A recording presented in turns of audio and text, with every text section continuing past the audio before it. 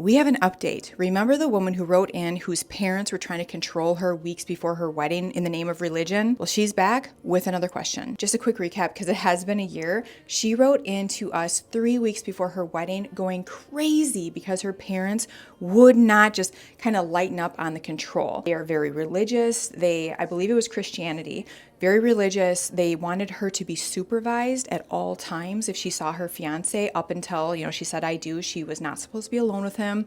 They had an apartment that they were trying to put together because after they said, I do, they were not going to go on a honeymoon. They were actually just going to go back to their apartment and have some fun probably. But every time she would go over to organize the bathroom or set up a bed or something, they would accuse her of making demonic choices. Absolutely crushed her. She was thinking, you know what?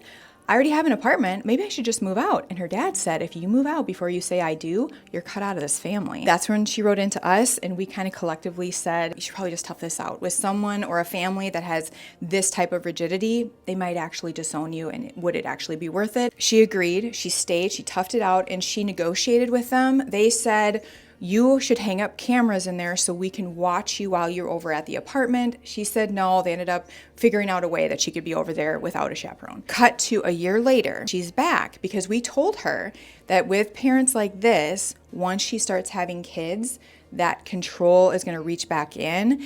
And before I even tell you what happened, she wants you to know the reason why she's not going full cut off or like going no contact with them is that they actually have a lot of fun with their parents. Like 90% of the time, they're amazing. It's just when they try to control her. She ends up getting pregnant. And the moment she tells them, her parents go crazy trying to monitor her nutrition. You need to eat ultra super clean. And if you don't, the baby won't live. And we're talking, they would critique every single thing she would put in her body. Unfortunately, she lost that baby.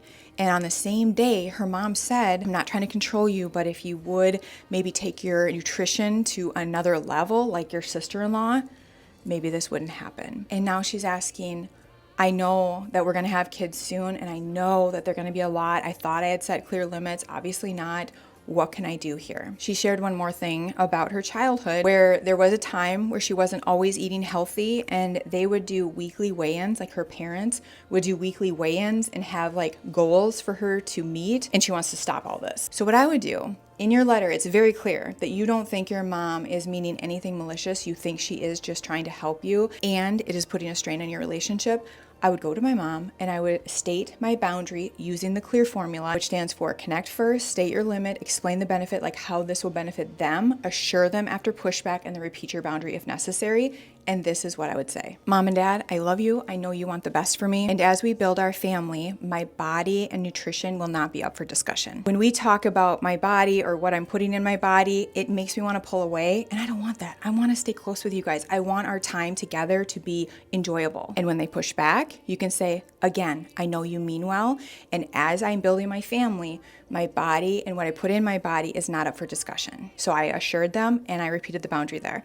Now, they will probably mess up and they will say something again. And what I would do to mind my boundary is I would end the call or the visit early. And you have to do this to actually show them that you're enforcing this limit. You're minding your own boundary. And you're not going to do it by rehashing everything. You're just going to stand up. It was so good to see you. I love you guys. We're actually going to take off. If you're on the phone, it was so nice chatting with you. I actually got to go. I'll talk to you tomorrow. And if they push back, wait, what's going on? We didn't even have dinner yet. You would just say, remember, when we're together, I just want to enjoy our time, and my body and what I put in my body is not up for discussion. I'll talk to you tomorrow. I love you so much. That's it. It's setting a boundary while still holding your parents tenderly.